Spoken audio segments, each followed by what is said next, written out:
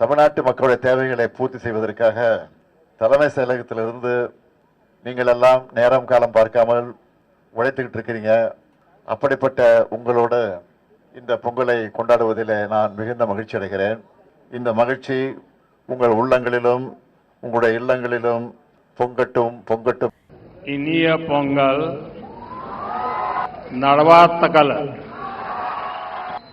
आज पोंगल एक global festival बन चुका है. தை பிறந்தால் வழி பிறக்கும் தமிழனுடைய திருநாள் இந்த தை பொங்கல். உலகெங்கும் இருக்கின்ற தமிழர்களுக்கு எனது இனிய தை பொங்கல் நல்வாழ்த்துக்கள். தை பிறந்தால் வழி பிறக்கும்.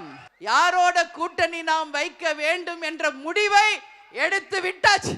தமிழகத்தில் எந்த கட்சியும் கூட்டணியை அறிவிக்கவில்லை. நாம மட்டும் எதற்காக முந்திரி கொட்ட மாதிரி அவசரப்படணும்? நாமும் நின்று நிதானமா யோசிச்சு அடிப்போம். நம்ம இவ்வளோ நாள் சத்திரியனா வாழ்ந்துட்டோம். இனிமேல் சாணக்கியத்தனமாக நாமளும் வாழணும். கூட்டணி பற்றிய முடிவுகளை தலைவர்கள் எடுத்தாலும் அண்ணாமலையை பொறுத்தளவில் என்ன நினைக்கிறீங்க? விஜய் தேசிய ஜனநாயக கூட்டணியில் வரணும் அப்படின்னு நினைக்கிறீங்களா? அண்ணா வரணும் வர வேண்டாம் என்று நான் நினைக்கலீங்கன்னா தலைவர்கள் இருக்கிறாங்க, அவங்க முடிவெடுப்பாங்க. அதான் நீங்கள் ரொம்ப கேள்வியை ரொம்ப டெக்னிக்கலாக கேட்குறீங்க. என்னை பொறுத்தவரை இன்றைக்கி ஒரு கட்சிக்கும் இலக்கு என்னன்னு பார்க்கணுங்கண்ணா. திரு சீமான் அவர்களை பொறுத்தவரை திராவிட கட்சிகளே வேண்டாம் அப்படின்னு அவர் ஒரு இலக்கில் போகிறார். ஸோ நேச்சுரலாக அவர் எந்த கூட்டணிக்கு வரப்போகிறதில்லை. இப்போ விஜய் அவர்களை பொறுத்தவரை திமுக வேண்டாம் என்று நினைத்தால் யார் வேண்டும் அப்படிங்கிறத அவர் கிளாரிஃபை பண்ணணும். அது விஜய் அவர்கள். அது ஏன்னா முரண்பாடுகள் இருக்கக்கூடியவங்களை கூப்பிட்டு ஒரே இடத்துல வச்சிங்கனாலும் பிரச்சனை தான். எல்லோரையும் மதிக்கின்றோம், அதே நேரத்தில் ஒரு சிக்கன் பிரியாணியும் மட்டன் பிரியாணியும் கலந்து இது வெஜிடபிள் பிரியாணி எப்படி இருக்குன்னா எதுவுமே நான் சொல்ல விரும்பலைங்கன்னா நீங்களே பண்ணிக்கங்க. அப்படி சரியாக வராது. முரண்பாடுகள் யாரை எதிர்க்கிறாங்க, யாரை எதிர்க்காமல் இருக்கிறாங்க, அதனால் எல்லாத்தையும் பார்த்து குழப்பம்னா கெமிஸ்ட்ரி இருக்காதுங்கண்ணா. மக்கள் தேர்தல் நேரத்தில் அதெல்லாம் பார்க்க மாட்டாங்க. கெமிஸ்ட்ரி இருக்காது. கெமிஸ்ட்ரியும் முக்கியம். ஒரு அலையன்ஸில் ஒரே கோணத்தில் இறஞ்சி போகணும். விஜய் அவர்கள் அரசியல் விஜய் அவர்களுக்கு, எங்களுடைய அரசியல் எங்களுக்கு.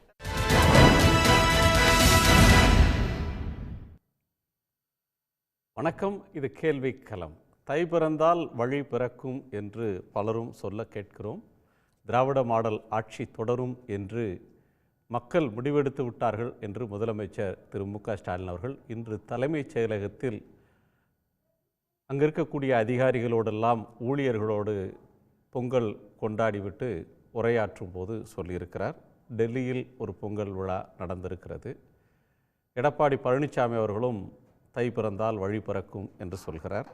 விஜய்க்கு நாளை வழக்கு உச்சநீதிமன்றத்தில், அதற்கடுத்து 19ஆம் தேதி சிபிஐ விசாரணை என்று நீள்கிறது. தை பிறக்கப் போகிறது, யாருக்கு வழி பிறக்கப் போகிறது என்று விவாதிக்கப் போகிறோம். நம்மோடு அரசியல் ஆய்வாளர் திரு பெருமாள் மணி அவர்கள், வழக்கறிஞர் திரு அக்னீஸ்வரன் அவர்கள், அரசியல் விமர்சகர் திரு க. ஐயநாதன் அவர்கள், பத்திரிகையாளர் திரு ஜென்ராம் அவர்கள், இவர்களோடு கோவையிலிருந்து எழுத்தாளர் திரு முருகவேல் அவர்கள். எல்லோருக்கும் வணக்கம். நான் திரு ஐயநாதன் அவர்களுடைய முதற் கோணத்தை கேட்கணும். மக்கள் முடிவெடுத்துட்டாங்கன்னு முதலமைச்சர் சொல்கிறாரு. ஆனால் அந்த கூட்டணிக்கு உள்ள அதிகாரம் வேணும்னு காங்கிரஸ் பேசுகிறது கேட்டுட்ருக்கு. கூட்டணிக்குள்ளே இன்னும் சில கட்சிகள் வருமா வராதான்ற ஒரு கிளாரிட்டியும் இல்லாமல் இருக்குது. எதிர்முகாமில் மோடி அவர்கள் தமிழ்நாட்டுக்கு 23ஆம் தேதி வர்றதுக்குள்ளே எல்லா அலையன்ஸையும் ஃபைனலைஸ் பண்ணி எல்லோரையும் மேடையில் ஏற்றுறதுக்கான முயற்சிகள் நடந்துக்கிட்டு இருக்கு. உங்கள் பார்வை? எல்லா கட்சிகளுக்கும் பெஸ்ட் ஆஃப் லக். ரொம்ப முயற்சி பண்ணிகிட்டு இருக்கிறாங்க. எதுவுமே யாருக்குமே பிடிபடலை. கடைசியில் நம்ம பிரேமலதா விஜயகாந்த் அவர்கள் பேசுனதெல்லாம் கேட்டிருப்பீங்க. எல்லோரும் சத்திரியத்தனமாக இருந்தெல்லாம் பார்த்துருக்குறாங்க. இதுக்கு மேலே சாணக்கியத்தனமாக இருக்கணும்னு தான் பார்க்குறாங்க.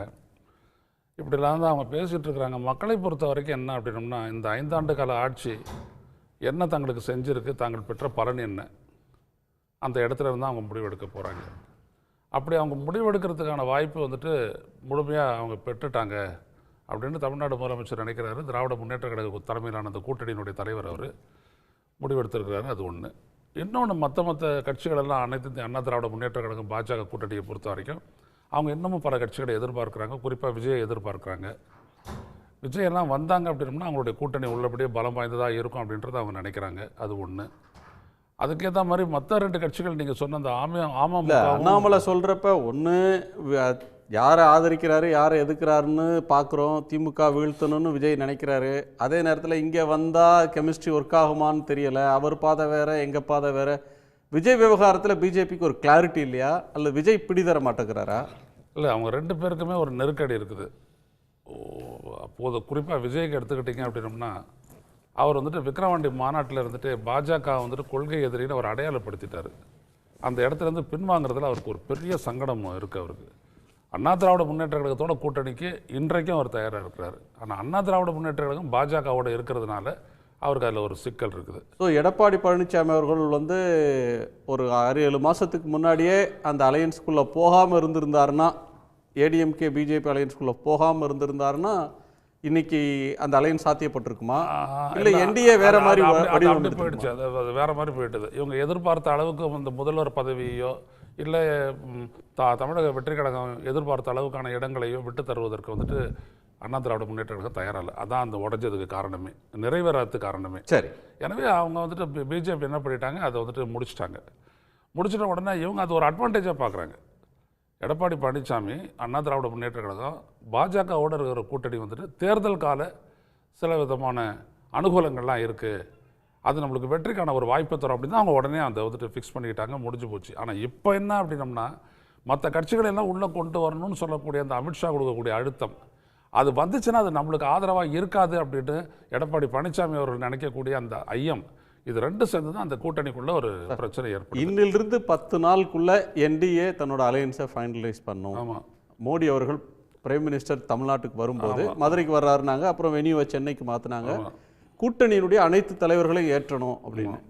இப்போ ஏற்கனவே ஜி.கே. வாசன், பாரிவேந்தர் அந்த அலையன்ஸில் இருக்கிறாங்க. இன்றைக்கு அன்புமணி போய் சேர்ந்துட்டார். அதுக்கடுத்து ஜான் பாண்டியன் அங்கே இருக்கிறதா சொல்லிட்டார். இப்போ இன்னமும் பிடி கொடுக்காதவங்கன்னா, ஒன்று டிடிவி தினகரன் அவங்களுடைய பாசிபிள் அலை, இன்னொருத்தர் ஓபிஎஸ், அவருக்கு ஏடிஎம்கேல இடம் இல்லை, என்டிஏல இடம் இருக்கா, அவர் ஏற்றுக்கொள்ள போகிறாரா தெரியலை. பிரேமலதா இன்னொரு பக்கத்தில், அவர்கள் என்ன நிலைப்பாடு எடுக்க போகிறாங்கன்றது இன்னமும் ஒரு கெஸ்ஸிங் தான். அதற்கடுத்து விஜய். இந்த அலைன்ஸ் ஷேப் ஆகிறதுக்கு 10 நாளுக்குள்ளே இது முடிஞ்சிடணும் அப்படின்னு என்டிஏல பிஜேபி தலைமை விரும்புதே. ஆமாம், அவங்க விரும்பலாம், அதை நடத்தி கூட அவங்க ஈடேற்றி காட்டலாம், அதாவது முடியும் அவங்களால. ஆனால் இங்கே என்ன அப்படின்னா, அமமுக வந்துட்டு தங்களுக்கு எவ்வளோ இடம், அவர் ஒன்று சொன்னார், மரியாதைக்குரிய அளவிற்கான இடம் அளிக்கப்பட்டால் அப்படின்ற ஒரு கண்டிஷன் வச்சார். ஒன்று அதை வந்துட்டு எடப்பாடி பழனிசாமி எப்படி பார்க்குறாருன்னா, அளவுக்கு அதிகமான இடங்களை வந்துட்டு பிஜேபியோட இன்ஃப்ளூயன்ஸுக்கு உட்பட்ட ஓபிஎஸ்ஸுக்கோ இல்லை டிடிவி தினகரனுக்கோ கொடுத்தா அது பின்னாடி தனக்கு பாதகமாக ஆகும் அப்படின்ற ஒரு நினைப்பு தான், எண்ணம் தான் அவருக்கு வந்துட்டு அதிகமான இடங்களை பாஜகவோட பகிர்ந்துக்கிறதுக்கு தடுக்குது அவர். ஸோ இந்த இடத்த அவங்க எப்படி வந்துட்டு சார்ட் அவுட் பண்ண போகிறாங்க, தீர்க்க போகிறாங்க அப்படின்றது 2 விடயம் இருக்குது. தேமுதிகவை பொறுத்த வரைக்கும் என்ன அப்படின்னோம்னா, அவங்க கேட்கக்கூடிய இடங்கள் வந்துட்டு ரொம்ப அதிகமாக இருந்துச்சு அப்படின்னோம்னா அவங்களுக்கு எந்த இடத்துலையுமே இடம் இருக்காதுன்னு தான் நான் நினைக்கிறேன். அந்த மாதிரியான ஒரு நிலைமையை அவங்க சந்திக்க வேண்டியது ஒன்று கட்டாயம் ஏற்படும். மெயினாக இன்னொன்று என்னன்னா, நீங்கள் விட்டுட்ட ஒன்று வந்துட்டு பாட்டாளி மக்கள் கட்சி ராமதாஸ் தலைமையிலானது, அவங்கள யாரும் வந்துட்டு கொத்திக்கிட்டு போக போகிறாங்க அப்படின்ற ஒரு இடம் ஒன்று இருக்குது. இப்போ விஜய் ஒரு வேளை தனித்து போட்டியிடக்கூடிய தாவேக்க ஒரு அணியாக நின்றுச்சு அப்படின்னோம்னா, நிச்சயமாக அந்த அணிக்கு போகிறது தான் வந்துட்டு அமமுகவும் ஒரு ஓபிஎஸும் அதே மாதிரி ராமதாஸும் விரும்புவாங்க. கூடுதல் இடங்கள் ஒன்று கிடைக்கும், மரியாதைக்குரிய ஒரு அலையன்ஸு ஃப்ரெஷ்ஷாக ஒன்று வந்திருக்குது, நம்ம பார்த்துக்குறோம் அப்படின்ட்டு அது விஜய்க்கும் ஏற்புடையதாக இருக்கும். ஆனால் அமித்ஷாவுடைய அப்படி ஒன்று உருவாச்சு அப்படின்னோம்னா அது பாஜக அதிமுகவினுடைய வெற்றி வாய்ப்பை மிகப்பெரிய அளவுக்கு பாதிக்கும்.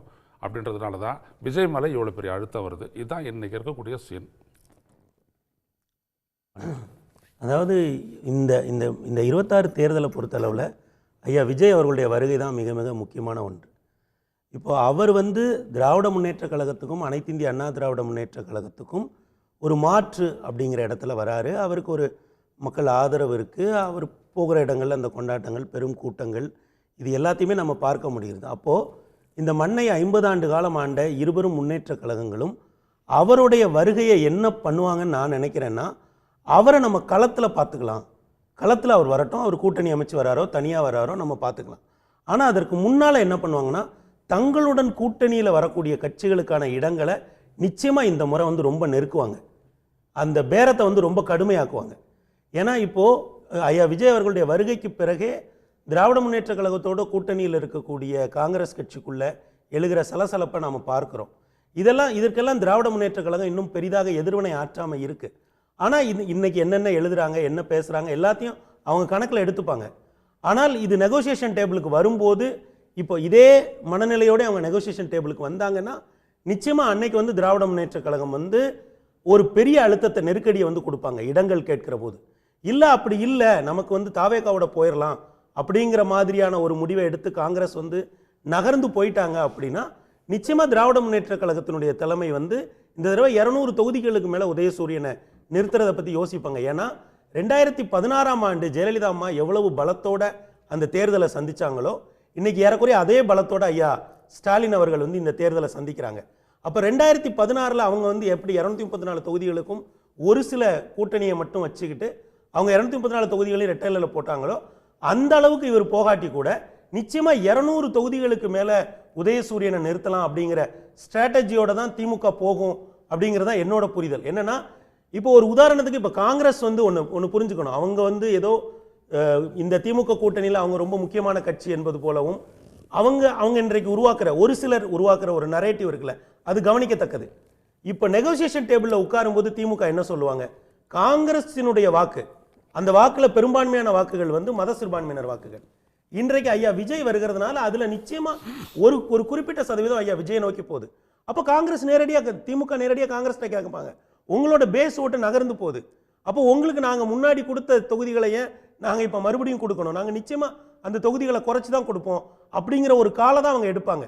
இது காங்கிரஸுக்கு மட்டுமே இல்லை, திராவிட முன்னேற்ற கழகம் இப்போ களத்தில் மூன்றாவதாக ஒரு புதிய எதிரியை சந்திக்கிற போது அவங்க மொத்த ஸ்ட்ராட்டஜியும் இப்போ வந்து திருப்ப மறுகட்டமைப்பு பண்ணுவாங்க. ஏன்னா 77 இருந்து நம்ம வந்து இளையா சூரியனா அப்படிங்கிற தேர்தலை தான் நம்ம வந்து பார்த்துருக்கோம்.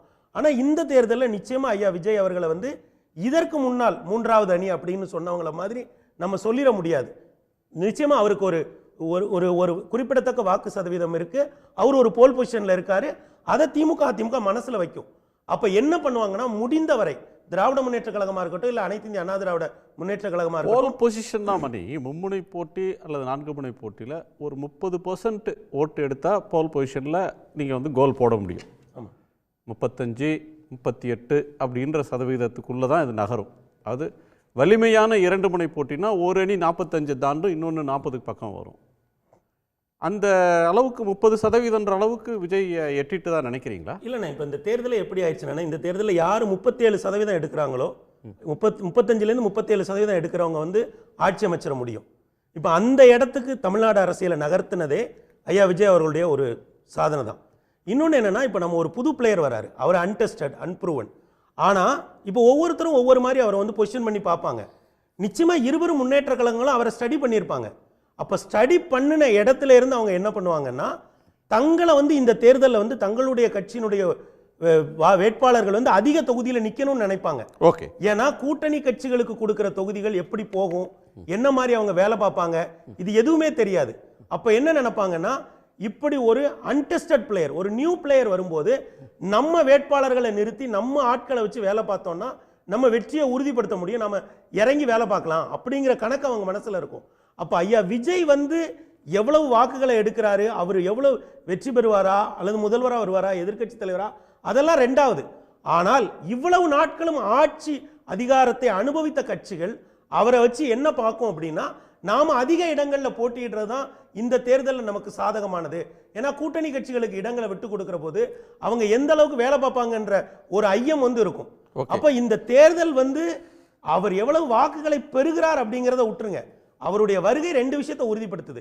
ஒன்று 35லேருந்து ஒரு 37% வரைக்கும். ஏன்னா யாரும் 40 தாண்டிலாம் பெற்று அது அவ்வளவு பெரிய வாக்கு சதவீதத்துக்கு போயெல்லாம் ஜெயிக்க வேண்டிய அவசியம் இந்த தேர்தலில் இல்லை. 35லேருந்து 37 வந்தா போதும். அப்படியாப்பட்ட ஒரு சூழ்நிலை இருக்கிற பொழுது இருவரும் கழகங்களும் முதல்ல என்ன பண்ணும் அப்படிங்கிறத பார்க்குறோம். அதற்கு ஏற்ப கூட்டணி கட்சிகள் இப்போ என்னன்னா, இதுல இருக்கக்கூடிய சிறிய கட்சிகள் என்ன நினைக்கிறாங்கன்னா, ஐயா விஜயை காட்டி நாம ஏற்கனவே இருக்கிற கூட்டணியில நம்ம பேர வலிமையை அதிகப்படுத்தலாம்னு நினைக்கிறாங்க. ஆனா அது ரொம்ப ரொம்ப தப்பான ஸ்ட்ராட்டஜி. ஏன்னா விஜய் வந்து தேர்தலில் தான் இருவரும் கழகங்களுக்கு ஒரு சவாலா மாற முடியும். ஆனா தேர்தலுக்கு முன்னாலேயே இதர சிறிய கட்சிகள், தேசிய கட்சிகள்லாம் இருக்காங்க இல்லைங்களா, பிராந்திய கட்சிகள், அவங்களுக்கு வந்து அவரால் ஏற்படக்கூடிய ஒரு அழுத்தத்தை வந்து இங்க இருக்கக்கூடிய கட்சிகள் இன்னும் முறையா ஸ்டடி பண்ணாம இருக்காங்களோ அப்படிங்கிற ஒரு ஐயம் ஏற்படுது. ஓகே, ஜென்ராம் சார், இந்த இது சொல்கிறது வந்து ஒரு விஜய் சென்ட்ரிக்காக இந்த தேர்தலை பார்க்குறாரு. விஜய் வந்துட்டார், விஜய் போல் பொசிஷனில் இருக்கார், விஜயை எப்படி டிஎம்கே அலையன்ஸ் டீல் பண்ணோம், விஜயை எப்படி ஏடிஎம்கே அலையன்ஸ் டீல் பண்ணோம், விஜயை காரணம் காட்டி சின்ன கட்சிகள் அவங்கள்ட்ட பேரம் பேசுகிறத பெரிய கட்சிகள் விரும்பாது, இப்படி வந்து ஒரு தன்மையில் ஒரு கோணத்தில் ஒரு பிரச்சனையை அணுகிறாரு. அந்த கோணத்தில் தான் அந்த பிரச்சனையை பார்க்க முடியுமா அப்படின்னு ஒன்று இருக்குது. இன்னொன்று, இந்த தேர்தலில் இன்றைக்கி முதலமைச்சர் பேசியிருக்கிறது அரசு ஊழியர் பிரச்சனைக்கு தீர்வு காண்டிருக்கோம், அவங்க மகிழ்ச்சியாக இருக்கிறாங்க, 10 லட்சம் மாணவர்களுக்கு லேப்டாப் கொடுத்துருக்குறோம், 17 லட்சம் பேருக்கு கூடுதலாக மகளிர் உரிமை தொகை தந்திருக்கிறோம், அரசு ஊழியர்களுக்கான ஓய்வூதியம் 2,02,20 லட்சம் பேருக்கு 3000 ரூபா பொங்கல் பரிசு, இப்படி அண்மை கால அரசு நலத்திட்டங்கள் அப்படின்றது வேகம் எடுத்திருக்கு. ஆட்சியை தொடர்றதுக்கு மக்கள் முடிவு செய்திருக்கிறாங்க அப்படின்னு முதலமைச்சர் நம்புகிறார், பேசுகிறார். அது அந்த புள்ளியிலிருந்து பார்த்தா புது பிளேயர்ஸ் அப்படின்றவங்க சிக்னிஃபிகண்ட்டாக, இவங்க அமைக்கிற அணி முக்கியமானதா? இல்லை, புது பிளேயர்ஸினுடைய ரோல் வந்து நண்பர் பெருமாள் மணி சொல்கிற மாதிரி ஒரு முக்கியமான ரோல் ப்ளே பண்ணணுன்னு நான் நினைக்கல. ஏன்னா திமுகவுக்கும் தவேகாவுக்கும் தான் போட்டின்னு மீடியா உதவியோட சில கூட்டங்களில் பேசிட்டு அதை ஒரு பெரிய கருத்தோட்டமாக மக்கள் மத்தியில் விதைக்க முயற்சி செய்த முயற்சிகள் எல்லாம் இந்த ஒரு மாத காலமாக திரும்பவும் காணவே இல்லை. ஃபீல்டுலேயே இல்லை, அந்த பேச்சே இல்லை. தவேக என்ன வேலை செய்கிறது தேர்தலுக்காக அப்படிங்கிறதே பெரிய சந்தேகமாக இருக்குது. வேறு பிரச்சனைகளில் அவங்க பெயர் அடிபடுதுங்கிறது உண்மைதான். ஆனால் அரசியல் களத்தில் 26 தேர்தல் தொடர்பாக அவர்களுடைய பணியாக எதுவும் நடக்கலை. ஆனால் இதற்கு நேர் மாறாக நீங்கள் குறிப்பிட்ட கேள்வியின் போது குறிப்பிட்ட பல்வேறு மக்கள் நல நடவடிக்கைகளை, அரசு ஊழியர் தொடர்பான நடவடிக்கைகளை அரசு எடுத்துக்கிட்டே இருக்குது. தேர்தல் களத்தில் ஓரணியில் தமிழ்நாடு திட்டத்தில் தொடங்கி அதுக்கப்புறம் எஸ்ஐஆர் திருத்த பணிகள், அந்த பணிகளில் இன்வால்மெண்ட்டு அப்படின்னு தேர்தல் களத்தில் திராவிட முன்னேற்ற கழகத்தின் தொண்டர்கள் அல்லது நிர்வாகிகள், பாக முகவர்கள் எல்லாரும் வந்து களத்தில் மக்களோட தொடர்பிலேயே இருக்கிறாங்க. அப்படி வேற எந்த அரசியல் கட்சியும் அந்த அளவுக்கு தமிழ்நாடு முழுக்க மக்களோட தொடர்புக்குள்ளே போன நிலைமையே இல்லை. சில கட்சிகள் சில பகுதிகளில் அந்த மாதிரி பணிகளில் ஈடுபட்டிருக்கலாம். ஆனால் ஒட்டுமொத்தமாக தமிழ்நாடு முழுக்க தேர்தல் களத்தில் முன்னணியில் நின்று எல்லா பணிகளையும் செய்கிற முதலமைச்சர் வார்த்தைகளில் சொல்லணும்னா, தேர்தல் பணிகளில் பாதி பணிகள் நிறைவேற்றிட்டீங்க, மீதியையும் கவனமாக எச்சரிக்கையாக கையாளுங்கள் அப்படின்னு அவர் சொல்கிறதன்படி பார்த்தா அவங்க பாதி வேலைகளை கிரவுண்டுக்குள்ளே ஏற்கனவே முடிச்சிட்டாங்க, மக்களோட தொடர்பில் இருக்கிறாங்க.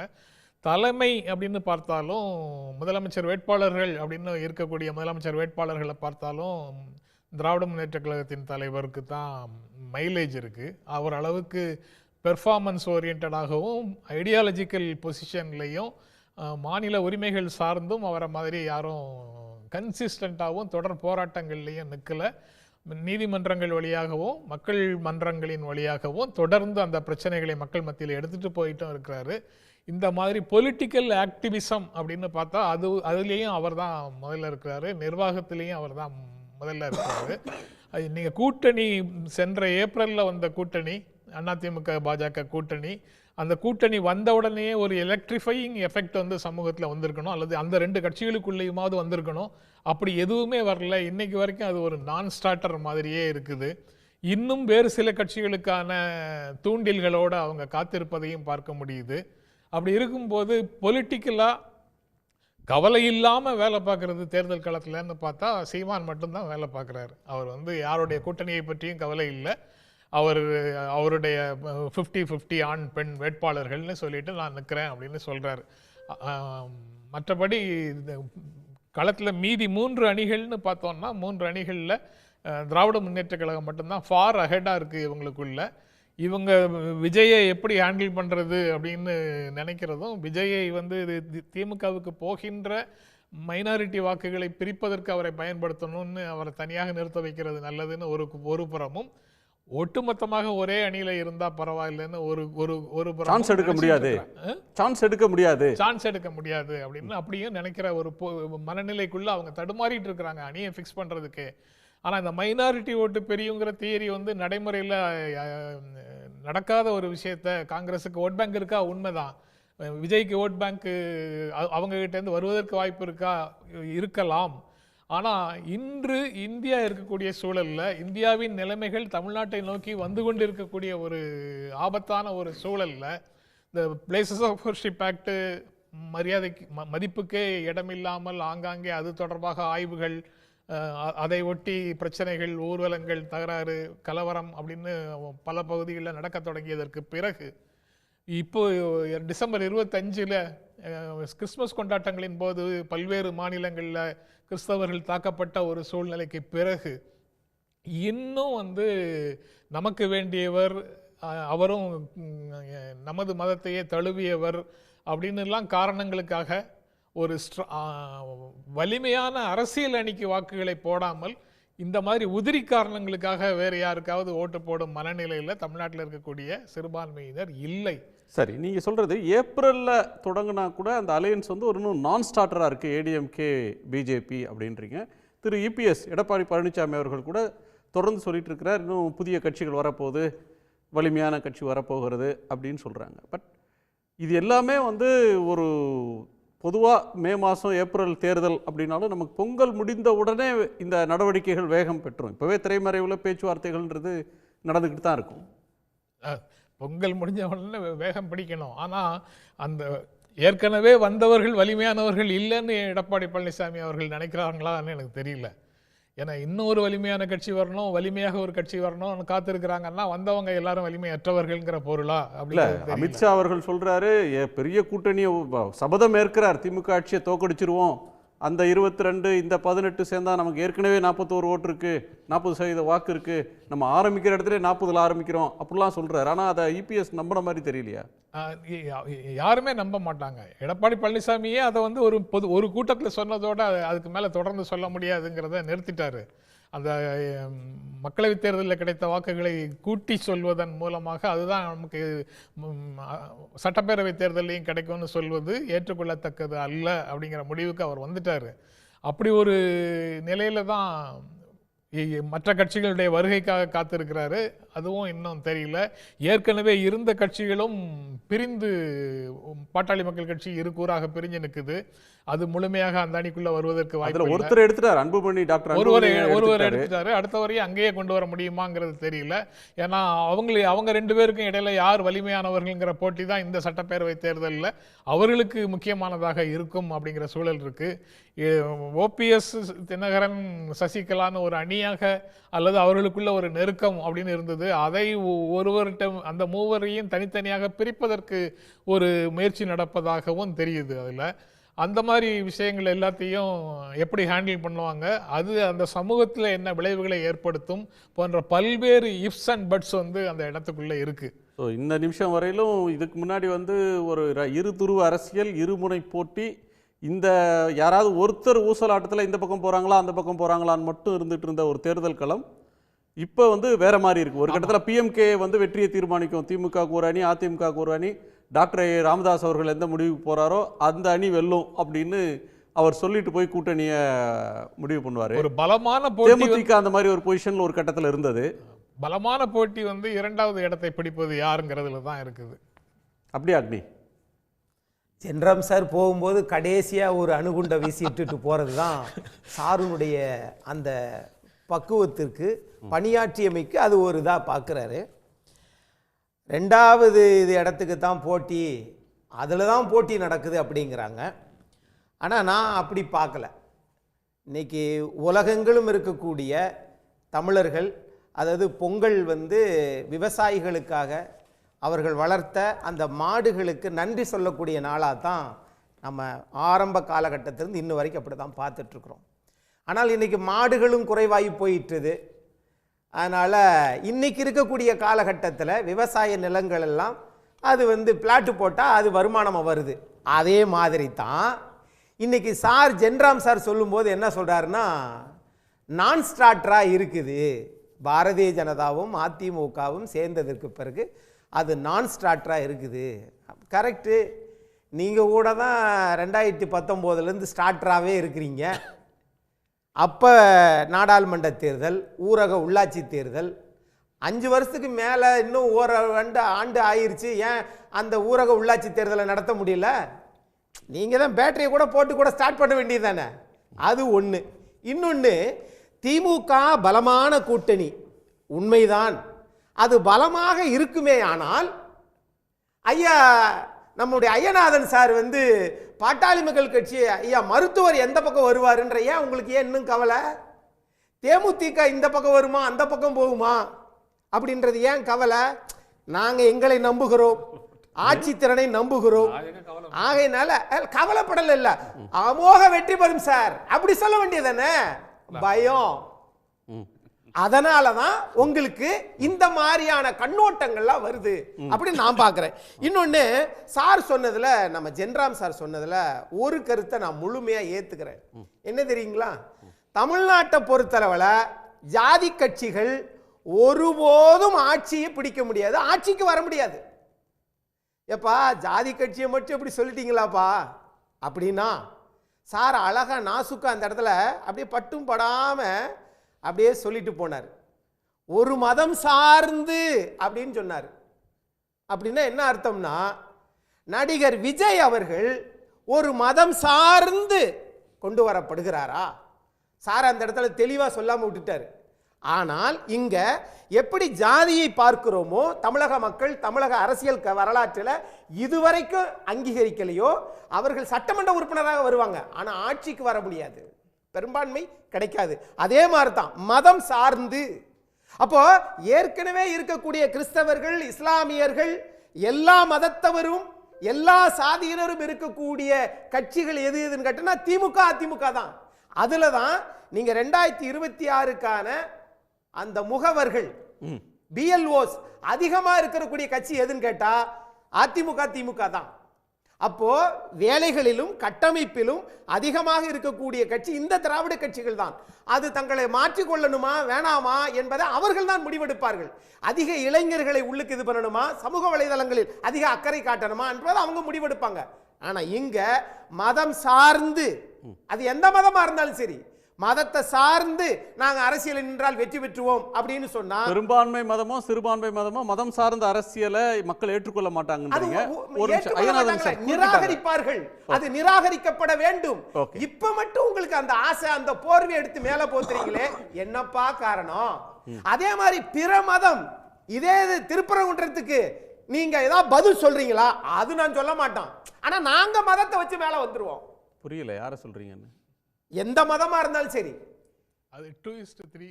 அது 2:3 தான். ஆனா என்ன பொறுத்தளவுல ஆளுகிற கட்சி ஒரு நிலைப்பாடுனா எதிர்க்கட்சி ஒரு நிலைப்பாடு. ஆனால் பிற கட்சிகள் நீங்க சமதளத்துல ஓடுறோம்ன்றாங்கல்ல. நாம் தமிழர் கட்சியினுடைய திரு சீமான் அவர்கள் எந்த காலகட்டத்தில் எது 31 வரைக்கும் நான் எந்த கட்சியிலும் கூட்டணி சேர மாட்டேங்கிறார். அந்த விஷன் பாராட்டுதற்குரியது.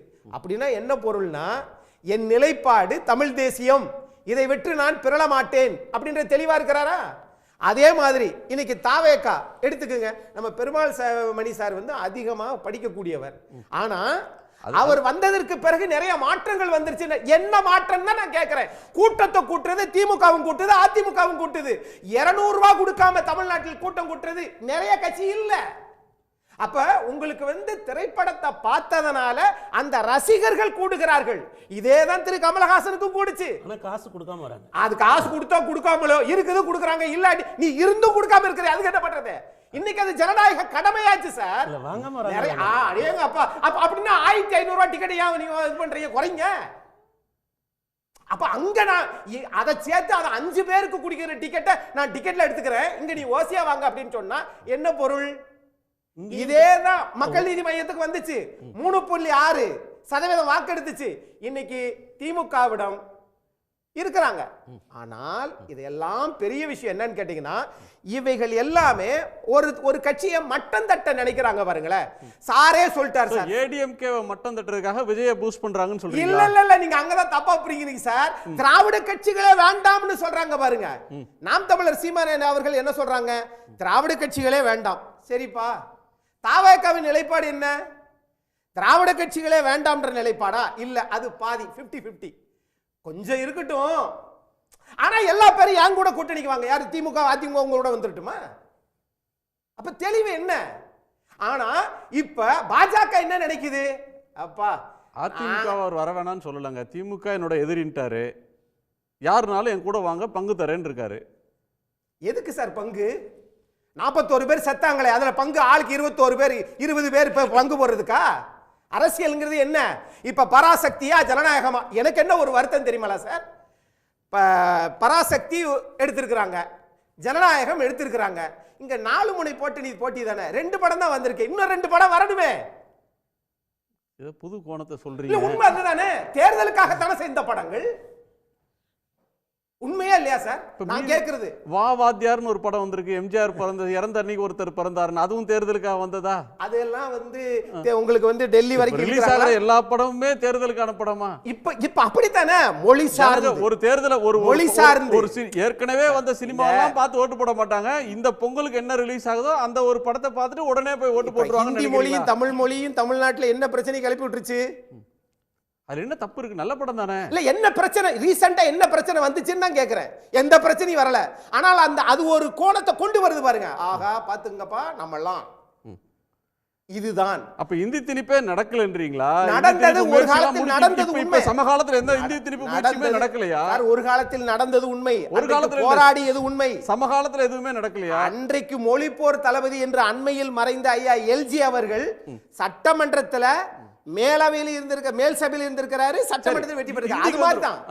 ஆனா இன்றைக்கு அந்த நிலை என்ன? உடனே ஜென்ராம் சார் கோவம் வந்துச்சு. அப்புறம் ஏன் புரட்சி தலைவர் 86ல அதை நீக்குனாருன்னு கேட்கிறாரு.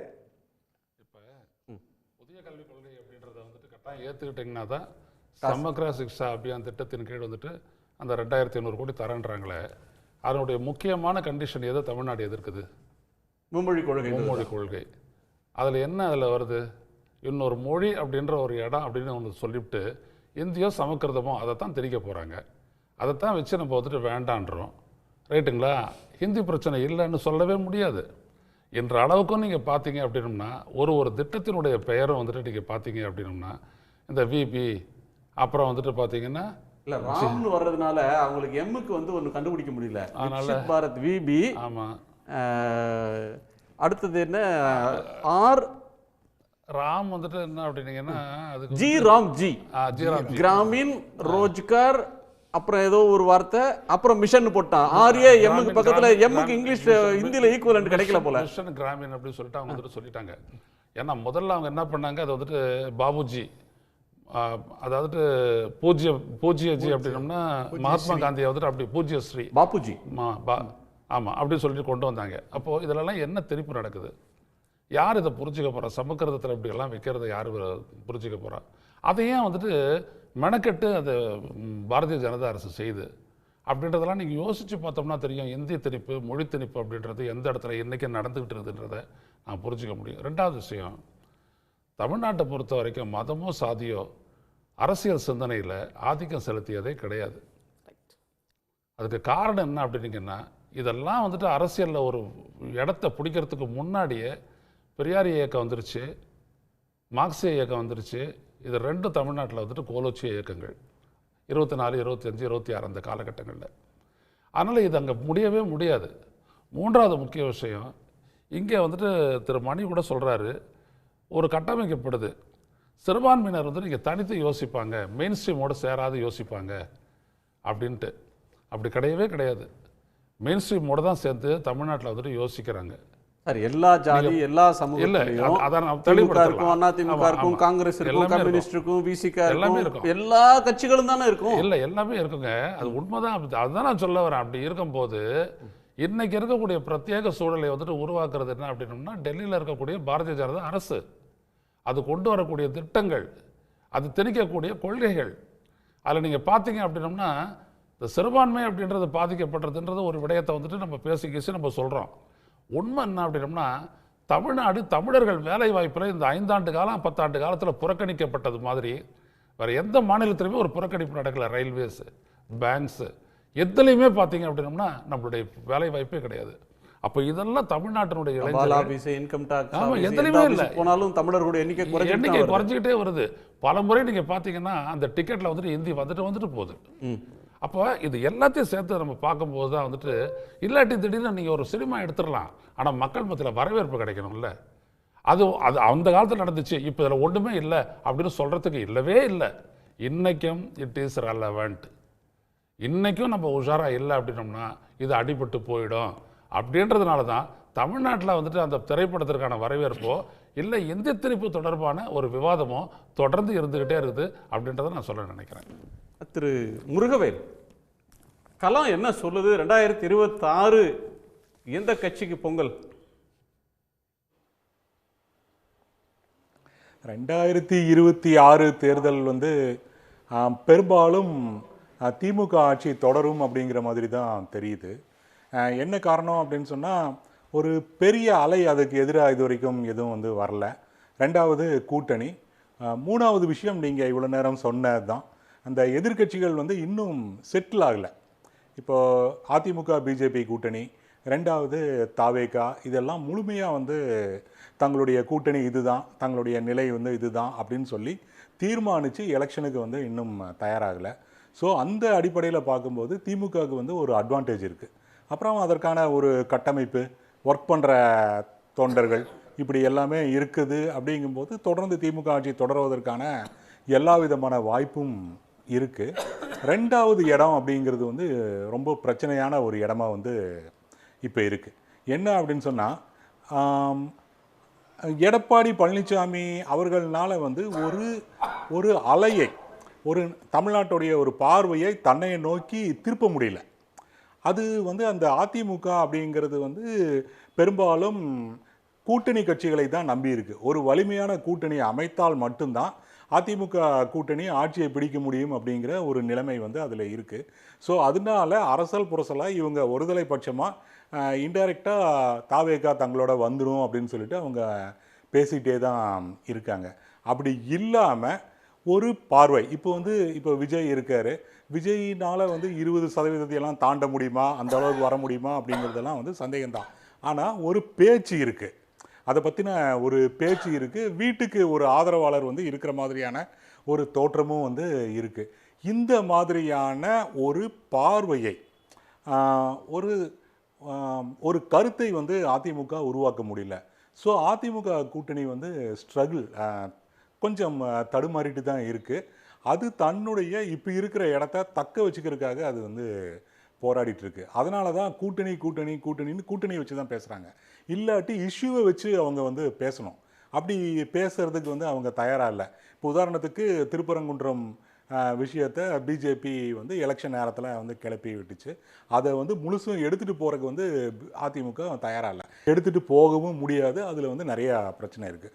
அதனால இப்போ என்ன பண்ணுறாங்க அப்படின்னு சொன்னால், தாவேகாவும் மதம் சார்பான ஒரு கட்சி தான் அப்படின்னு சொல்லிட்டு ஒரு புது பார்வையை முன்வைக்கிறாங்க.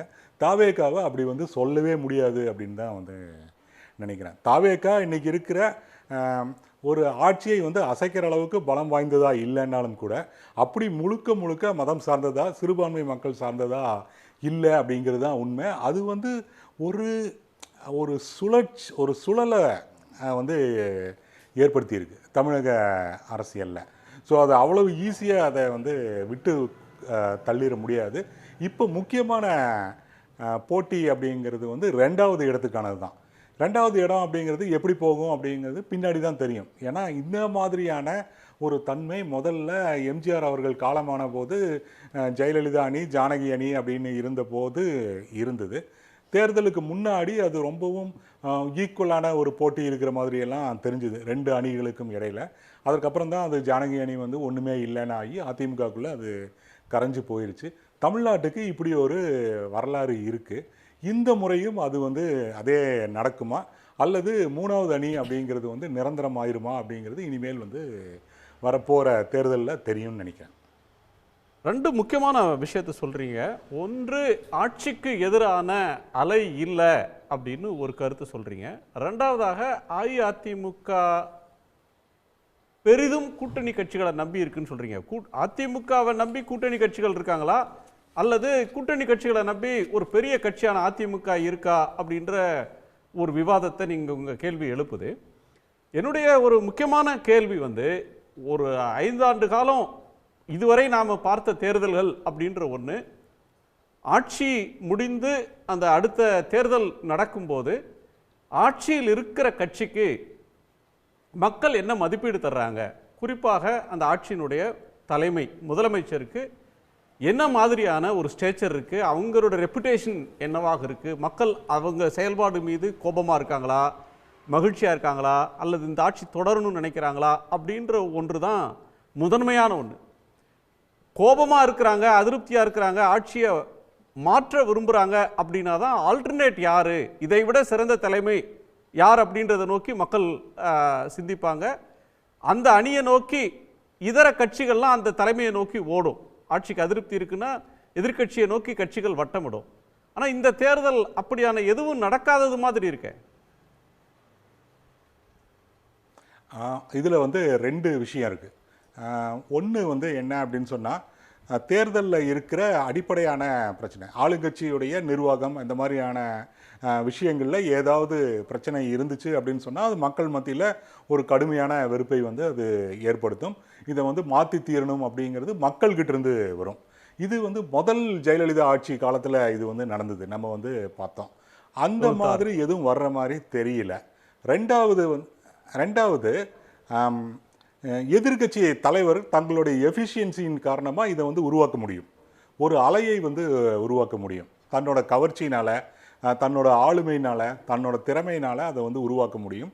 அந்த இடத்துல வந்து அதிமுக தலைமை கொஞ்சம் பலவீனமாக இருக்கிற மாதிரி தான் தெரியுது. அப்படி ஒரு அலையும் தங்களை நோக்கிய ஒரு பார்வையும், அந்த முன்முயற்சி அப்படின்னு சொல்லுவாங்கள்ல, அதை வந்து கைப்பற்றுவதில் பலவீனமாக இருக்குது, வெற்றி அடையலை அப்படின்னு சொல்லி தான் தோணுது. ஸோ 2 இடத்துலையுமே வந்து அதிமுக தவற விடுது.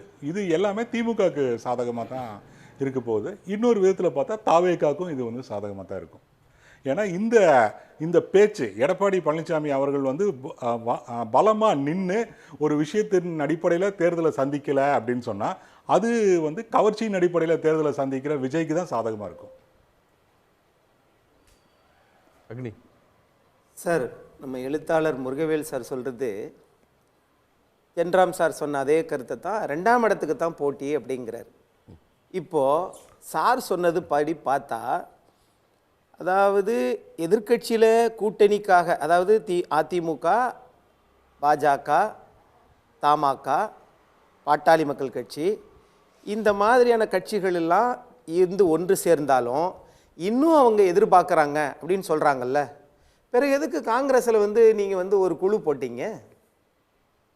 இன்னைக்கு காங்கிரஸுக்குள்ள திரு நாடாளுமன்ற உறுப்பினர், விருதுநகர் நாடாளுமன்ற உறுப்பினர் திரு மாணிக்கம் தாக்கூர், சகோதரி ஜோதிமணி, ஐயா திருச்சி வேலுச்சாமி அவர்கள்லாம் பேசுகிறாங்கல்ல.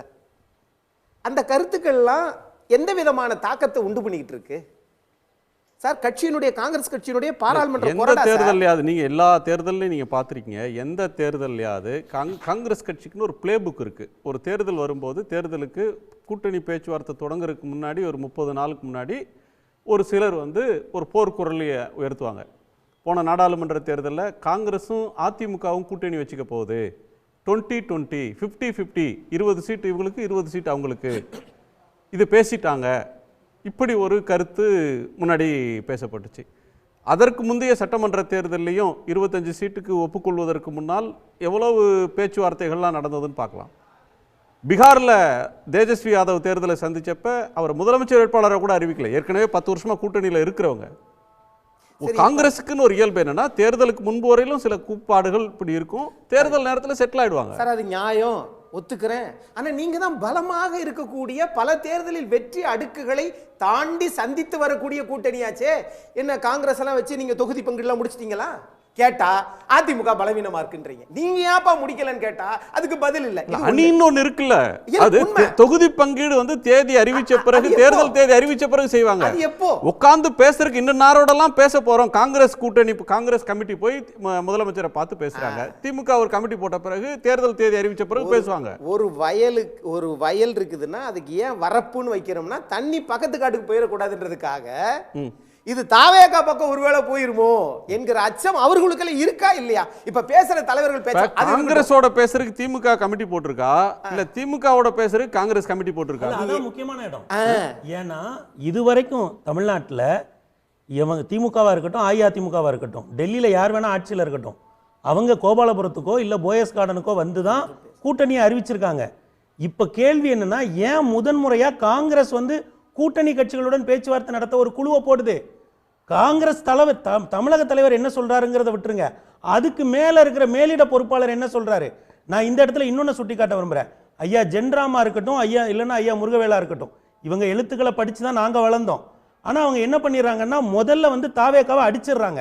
அது ஒண்ணுமே இல்லை, ஒரு கட்சியுமே இல்லைன்றாங்க. ஆனா போக போக அவங்க நரேட்டிவ்ல எங்க கொண்டு வராங்கன்னா அஇஅதிமுகவுக்கும் தாவேக்காவுக்கும் 2வது இடத்துக்கு போட்டின்ற இடத்துல கொண்டு வந்து அவங்க நரேட்டிவை நிறுத்துறாங்க. நான் என்ன கேக்குறேன்னா நரேட்டிவ்ல அவங்க புரிதல், அவங்க மதிப்பீட்டை சொல்றாங்க. அதான் அவங்க முதல்ல என்ன சொல்றாங்கன்னா தாவேக்கா ஒண்ணு இல்லன்றாங்க. ஐயா ஈரோடு கூட்டத்தையே கணக்குல எடுக்காம ஒண்ணுமே இல்லன்றாங்க. ஆனா கடைசியா எங்க முடிச்சாங்கன்னா 2ஆம் இடத்துக்கு அஇஅதிமுகவுக்கும் தாவேக்காவுக்கும் போட்டிங்கிற இடத்துல வந்தா இந்த விவாதத்துல கூட முடிச்சாங்க. முருகவேலையாவும் அப்படிதான் முடிக்காங்க. நான் கேட்கிறேன், 32 வருஷம் இந்த மண்ணை ஆண்ட அஇஅதிமுகவோட போட்டி போடக்கூடிய இடத்துக்கு தாவேக்கா வந்துருச்சுன்னா இன்னும் ஒருபடி தானே திமுக. ஏன் அந்த பலம் அவங்களுக்கு கிடைக்காது?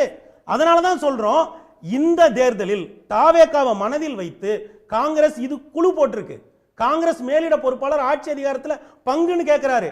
திமுக ரொம்ப தெளிவுபடுத்துறாங்க. திமுகவா இருக்கட்டும் அஇஅதிமுகவா இருக்கட்டும், எங்க 2006 அப்படி கூட்டணிக்கான வாய்ப்பு வந்த போதே கூட கூட்டணி அரசுல பங்கு கொடுக்கலங்க.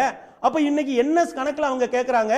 இன்னும் பாருங்க, இப்ப சமூக வலைதளங்கள்ல திராவிட இயக்கத்தினுடைய பெரும் தலைவர்கள் எல்லாம் ரொம்ப போற போக்குல ரொம்ப சாதாரணமா எழுத ஆரம்பிச்சிட்டாங்க. காங்கிரஸ் அல்ற சில்ற ஐடி விங்குன்னு சொல்லி ஒரு எம்பியும் கடந்த முறை சட்டமன்ற தேர்தலில் போட்டியிட்ட ஒருவரும் திராவிட முன்னேற்ற கழகத்தோட ஐடி விங்க குறிப்பிட்டு எழுதுறாங்க.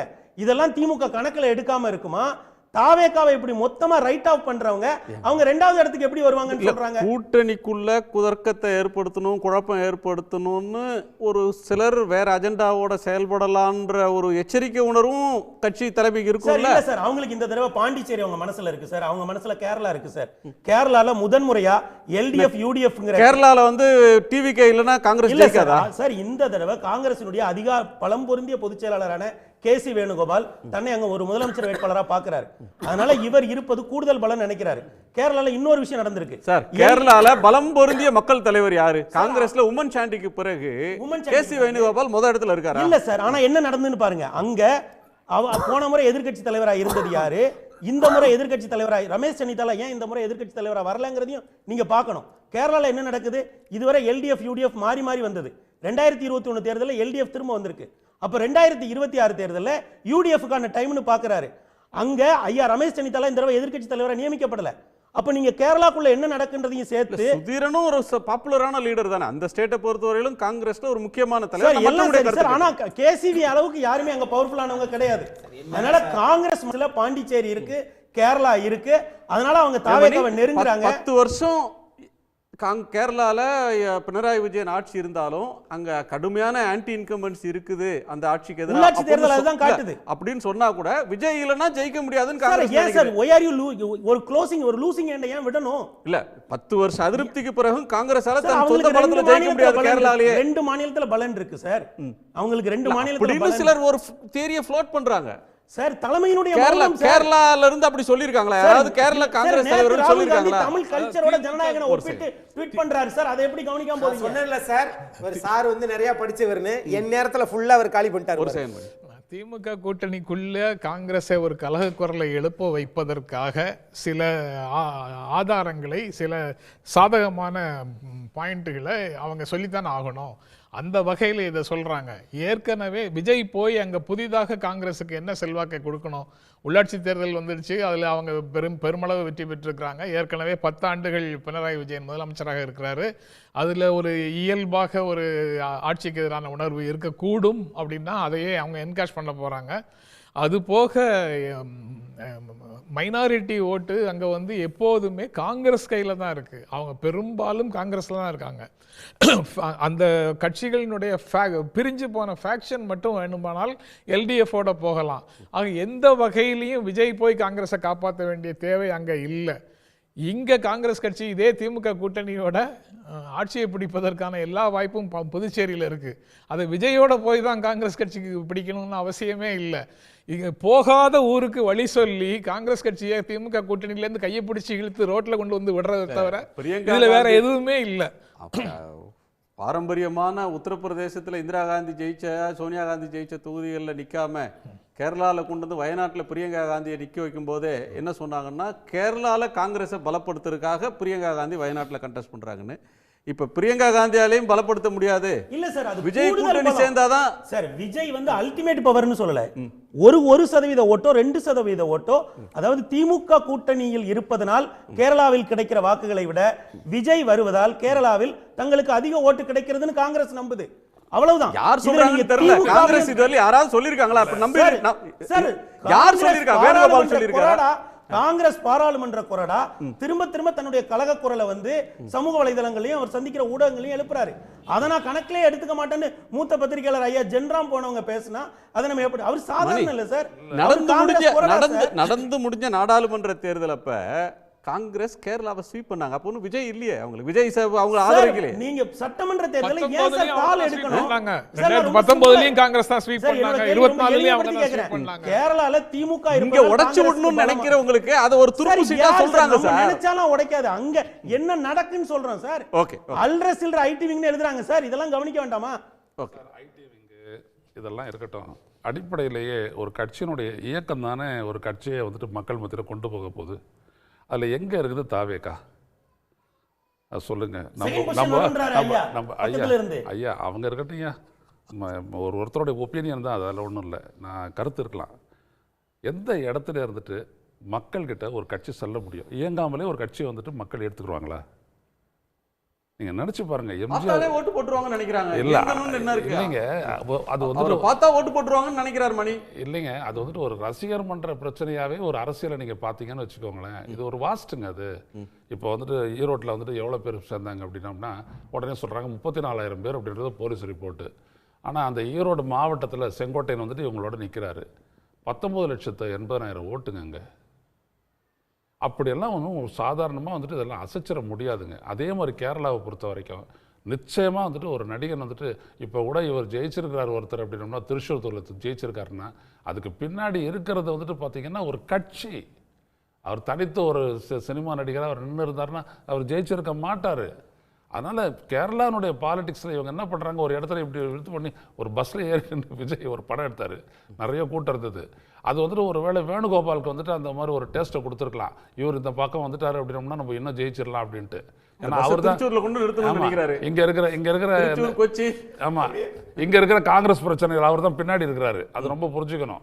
இங்கேயும் அவர் தான் கொறடா. அது வந்து நிறைய பேருக்கு தெரியாது. அதான் வச்சுட்டு இங்கே ஆடுறாங்க, வேறு ஒன்றுமே இல்லை. ஆனால் அது கடைசியில் மாட்டிக்கிட்டு நடுத்தரில் வரும்போது 2016 மறுபடியும் வந்துட்டு வந்துடும். நிறைவு பார்வை ஒன்லைன். திரு விஜய் அவர்கள் வந்து கேம் சேஞ்சராக இருப்பாரே ஒழிய பொலிட்டிக்கல் சேஞ்சராக வர முடியாது. 2024 நாடாளுமன்ற தேர்தலில் 30% பேர் வாக்களிக்கவே இல்லை. அதற்கு பிறகு இப்போ 2026 சட்டமன்ற தேர்தலுக்கு ஏறத்தாழ 1 கோடி பேர், 97 லட்சம் பேர் இந்த தீவிர வாக்காளர்கள் வந்து நீக்கப்பட்டிருக்கிறார்கள். அது வந்து வர்ற 18ஆம் தேதி தான் தெரியும் மொத்தம் எத்தனை பேருன்னு சொல்லி. இப்போ இதில் கலைஞர் அவர்கள் ஆட்சியை விட்டு போகிற போது 2010 உளவுத்துறையினுடைய ரிப்போர்ட்டு சில இன்றைக்கு இருக்கக்கூடிய இந்த அன்றும் இன்றும் என்றும் அது மாதிரி 2ஆம் இடத்துக்குத்தான் போட்டி அப்படின்னு சொல்கிறவங்களாம் அன்னைக்கு 2010 இருந்து எழுதுனாங்க. என்ன சொன்னாங்கன்னா, கலைஞர் அவர்கள் 2011 170 சட்டமன்ற உறுப்பினர்களுடன் மறுபடியும் ஆட்சி அமைப்பாருன்றாங்க. எதிர்கட்சியாக கூட வர முடியல. இங்க திமுக ஆட்சியின் மீது அதிருப்திகள் இருக்கிறதா? கடைக்கோடி மக்களிடம் வரை அதிருப்தி இருக்கு. அதை எதிர்கட்சிகள் அறுவடை செய்யுமா? அறுவடை செய்ய வேண்டும் என்பது மக்களுடைய எதிர்பார்ப்பு. இதற்கு இடையில புதுசா வந்து தாவேகா வந்து வண்டி ஓட்டிட்டு வருது. அப்படி வருகிற போது முதல்ல ஜனநாயகம் படத்தை ரிலீஸ் பண்ணுங்க, அதுக்கப்புறம் 2ஆம் இடமா 3ஆம் இடமான்னு அடுத்து பார்ப்போம். ஆக திமுக ஆட்சியை அகற்றுவதற்கு கட்டமைப்பு உள்ள ஒரு கட்சி அதிமுக. அதனாலதான் பாஜகவே அதிமுகவோட கூட்டணி வச்சு. நன்றி நன்றி. திரு முருகவேல், நிறைவு பார்வை மிக சுருக்கமா. கட்டமைப்பு அப்படிங்கிறது ஒரு முக்கியமான விஷயம்தான். ஆனால் அப்படி ஒன்றும் பெரிய கட்டமைப்போட அதிமுக இருக்கிற மாதிரி எல்லாம் தெரியல. அதுக்குள்ளே வந்து சின்ன சின்ன ஓட்டைகள் உரசல்கள் எல்லாம் இருந்துகிட்டே தான் இருக்குது. அதனால் அதிமுகனால இந்த மாதிரி ஒரு